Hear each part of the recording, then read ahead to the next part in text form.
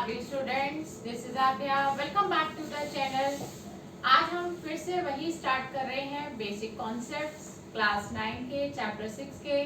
कुछ basic concepts हम पिछली क्लास में सीख चुके थे, आज हम उसको कंटिन्यू कर रहे हैं। आगे कुछ और नए बेसिक कॉन्सेप्ट्स हैं जिनको हमें क्लियर करना है, तभी हम इस चैप्टर को आगे स्टार्ट करेंगे। तो हमारा जो बेसिक कॉन्सेप्ट है वो है नंबर 6 का, क्योंकि 5 बेसिक कॉन्सेप्ट हम इस चैप्टर के सीख चुके थे। अब हम ले रहे हैं नंबर 6 पर कौन सा हमारा कॉन्सेप्ट है जो हमें लेना है। मैंने यहाँ पर हेडिंग दे दी है, चैप्टर 6 है ये 9th क्लास का, ओके। और नंबर 6 पर मैं यहाँ पर रीड कर रही हूँ। आप ही की समरी का वेरी फर्स्ट पार्ट है, बट हमारे लिए ये 6th पार्ट है। If a ray stands on the line, एक रे है जो एक लाइन के ऊपर खड़ी है। जिस तरह से मैं यहाँ पर आपको लिख के दिखा रही हूँ, ड्रॉ करके दिखा रही हूँ। एक लाइन है और इसके ऊपर एक रे है, जैसे कि आपको दिखाई दे रहा है। If a ray stands on a line then the sum of two adjacent angles. तो आपको मालूम होगा, हमने पिछली क्लास में सीखा था कि ये दोनों एंगल्स एडजेसेंट कहलाएंगे, क्योंकि इनका सेम वर्टेक्स है और सेम कॉमन आर्म है, और जो दो नॉन कॉमन आर्म्स है वो ऑपोजिट साइड में है कॉमन आर्म के, एक लेफ्ट में है और एक राइट में है। तो ये दोनों एडजेसेंट एंगल्स कहलाएंगे, यानी कि इसको नाम दे देते हैं ए और इसको नाम दे देते हैं बी, और इनका सम रहेगा a plus B is equal to 180, और इसको हम कहेंगे बाय लीनियर पेयर एक्सियोम। यानी कि जब आप इसका रीजन लिखेंगे तो आप ये रीजन देंगे कि ये लीनियर पेयर बना रहे हैं। ये दो एंगल है, इन दोनों एंगल का सम 180 रहेगा। जब एक स्ट्रेट लाइन हो और स्ट्रेट लाइन के ऊपर दो एडजेसेंट एंगल्स बन रहे हो तो उनका सम हमेशा 180 रहेगा, और उनको हम लीनियर पेयर के नाम से जानेंगे। मान लीजिए हम इसको उल्टा कर देते हैं कि सम 180 दिया हुआ है। अब मैं इसको कन्वर्स कर रही हूँ स्टेटमेंट को। If angle A plus angle B is equal to 180 then it is a line. तो हम इसको लाइन कहेंगे, यानी कि अभी मैंने इसको नाम नहीं दिया था। This is O, this is B, AOB। Then AOB is a line. तो मैं फिर से बता देती हूँ, पहली स्टेटमेंट हमें ये बताती है कि अगर हमें ये गिवन हो कि AOB is a line, AOB एक लाइन है, तो उसके ऊपर बनने वाले दोनों एडजेसेंट एंगल्स का सम हमेशा 180 रहेगा, जिसका रीजन हम देंगे लीनियर पेयर एक्सियोम। और इसको अगर कन्वर्स कर दिया जाए तो क्या बनेगा कि सम अगर 180 दिया है, if a plus b is equal to 180 then AOB is a line, तो AOB एक लाइन कहलाएगी। तो ये था हमारा 6 पॉइंट। और इसी से एक चीज और मुझे आपको बतानी थी। मान लीजिए, चलिए मैं उसको 7 पॉइंट पर दे देती हूँ, जो मैं अब बात आपको बता रही हूँ। Similarly AOB is a line, यहाँ पे भी हमारे पास AOB एक लाइन है, लेकिन अब इसके ऊपर दो रेज जा रही हैं, this one and this one. इसको नाम हम दे देते हैं OC एंड OD। अब आप क्या देखते हैं, there are 3 angles are formed, 1 2 3, और इनका सम भी 180 रहेगा because AOB is a line. क्योंकि AOB एक लाइन है तो इन तीनों एंगल्स का सम भी 180 रहेगा। अब आप कहेंगे कि इसका रीजन हम क्या देंगे। आपके पास पहला ऑप्शन ये है कि आप या तो किन्हीं दो एंगल्स की ग्रुपिंग करके उसको एक बना दो, लाइक दिस, ग्रुपिंग कर दी, तो आप इसको दे सकते हो लीनियर पेयर एक्सियोम। आप लिख सकते हो कि ये पेयर मींस 1 एंड 1 पेयर हो गया, लीनियर पेयर एक्सियोम।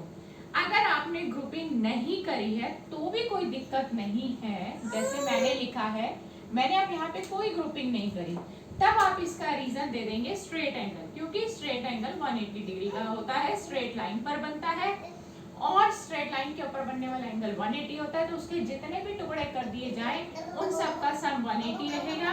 और रीजन आप दे सकते हैं स्ट्रेट एंगल। तो ये था हमारा 7th पॉइंट। अब चलते हैं हम अपने नेक्स्ट 8 बेसिक कॉन्सेप्ट पर इस चैप्टर के, कि वो क्या कहता है। मान लीजिए आपके पास दो लाइंस हैं और वो एक दूसरे को एक पर्टिकुलर पॉइंट पर काट रही हैं, तो वो कहलाएंगी इंटरसेक्टिंग लाइंस।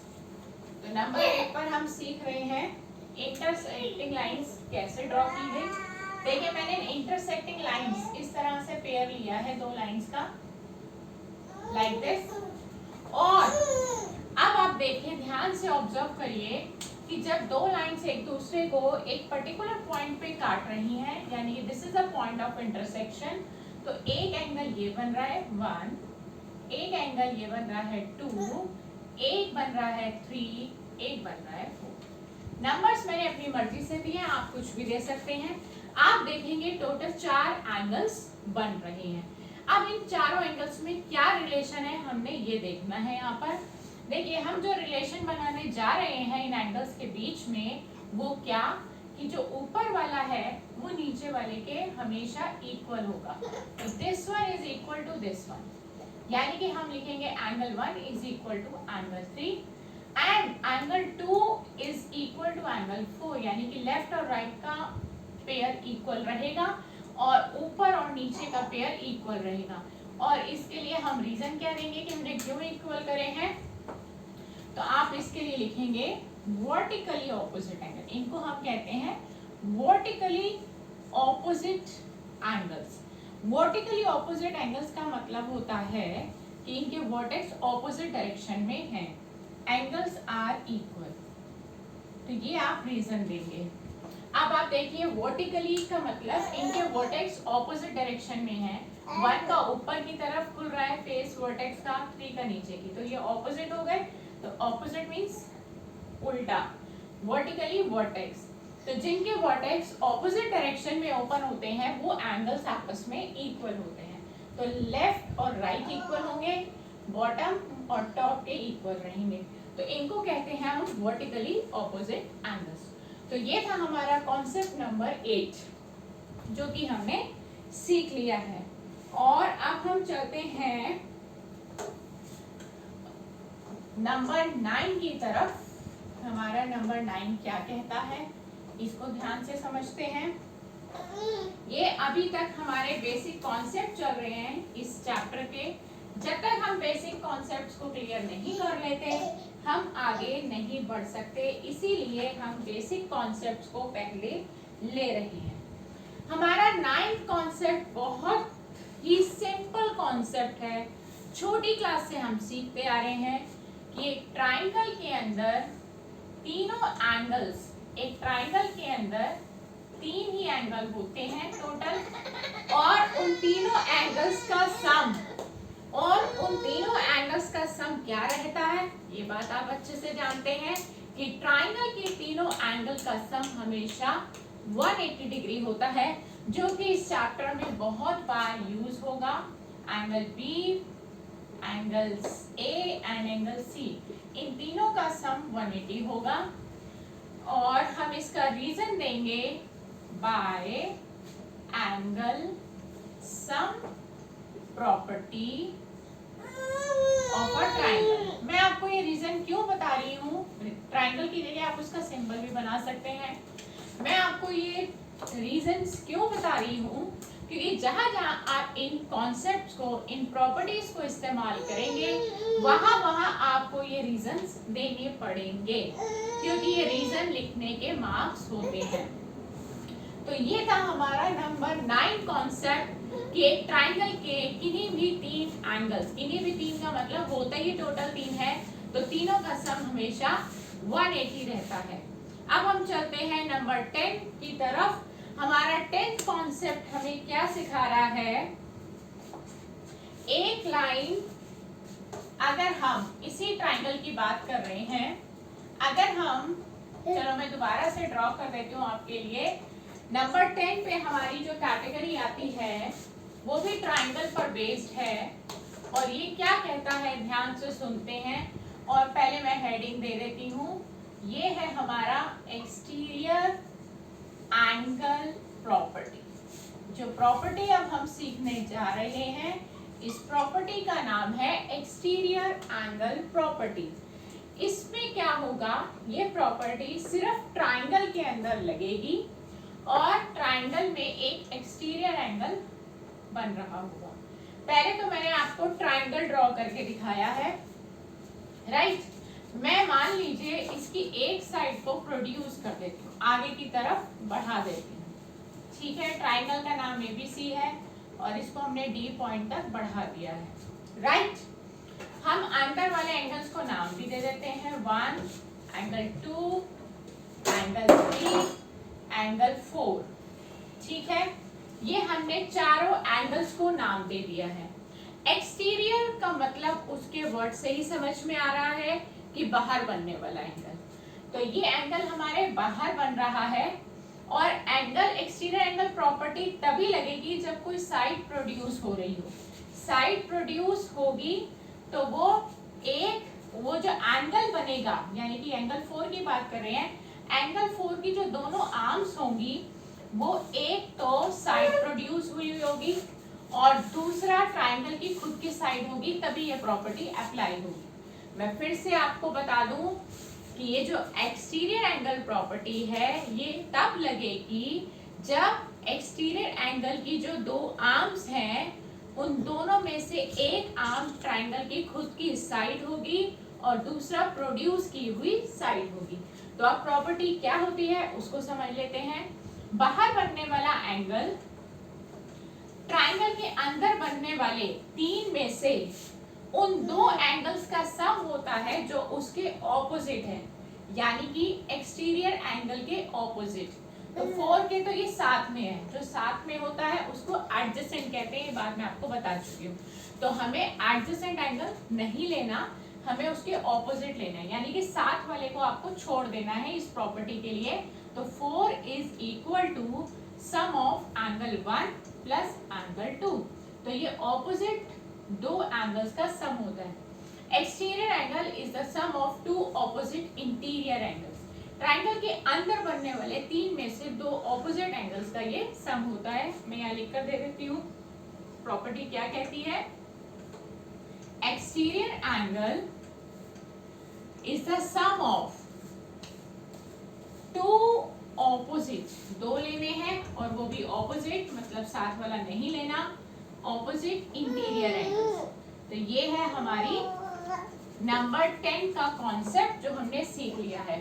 और आज की क्लास में हम सिर्फ एक कॉन्सेप्ट और ले रहे हैं और उसके बाद एक कॉन्सेप्ट और है जो हम नेक्स्ट क्लास में लेंगे, क्योंकि वो बहुत बड़ा कॉन्सेप्ट है, बहुत ही इंपॉर्टेंट कॉन्सेप्ट है। तो उसको हम एक इंडिविजुअल क्लास में सॉल्व करेंगे और समझेंगे। तो एक आखिरी लाइन जो इस क्लास की है वो हम लेने जा रहे हैं, वो क्या है पहले तो हम उसको ओरली समझ लेते हैं। नंबर 11 की कैटेगरी है lines which are parallel to a given line. मान लीजिए आपके पास 2 लाइन्स हैं which are parallel to a given line, जो एक ही लाइन के पैरेलल हैं, तो वो आपस में भी पैरेलल होंगी। कैसे, इसको समझते हैं। नंबर 11 की हमारी प्रॉपर्टी है। तो 10th प्रॉपर्टी हमारी खत्म हो चुकी इस चैप्टर की और 11th पे हम पहुंच रहे हैं। देखिए इसको समझना बहुत इजी है, पहले हम इसको ड्रॉ कर लेते हैं। मैंने 3 लाइंस ली हैं, राइट। देखिए मैंने 1 बाय 1 करके 3 लाइंस ड्रॉ कर ली हैं। एक को नाम दे दिया है L, एक को नाम दे दिया है M और एक को नाम दे दिया है N। अब आप ध्यान से सुनिए, मैं आपको क्या बता रही हूँ। मैंने आपको ये बोला lines which are parallel to the same line are parallel to each other. आपको ये दे रखा है कि L जो है वो N के पैरेलल है, ठीक है, और आपको ये भी दे रखा है कि M जो है वो N के पैरेलल है, ठीक है। इन दोनों की बात हो रही, lines which are parallel to the same line. ये दोनों लाइन सेम लाइन के पैरेलल है। देखिए L भी N के पैरेलल है, M भी N के पैरेलल है, then they are parallel to each other, तो वो आपस में भी पैरेलल होंगी। ये हमारा कॉन्सेप्ट है। मैं फिर से बोल देती हूँ, lines which are parallel to the same line are parallel to each other. अगर कोई दो लाइंस किसी सेम लाइन के पैरेलल हैं तो वो आपस में भी पैरेलल बन जाएंगी। तो ये था हमारा कॉन्सेप्ट नंबर 11। और मैं फिर से आपको बता दूं, एक आखिरी कॉन्सेप्ट इस चैप्टर का रह गया है जो कि बहुत ही इंपॉर्टेंट है और उसको हम एक अलग इंडिविजुअल क्लास में सॉल्व करना चाहते हैं, समझना चाहते हैं, उस पर टाइम भी लगेगा, तो वो हम अपनी नेक्स्ट वीडियो में लेंगे। और जिस तरह से आप इस वीडियो में मेरे साथ बने हुए हैं, नेक्स्ट वीडियो में जरूर बनिए, क्योंकि बेसिक कॉन्सेप्ट चल रहे हैं और उसके बाद चैप्टर 6 हमारा स्टार्ट होगा।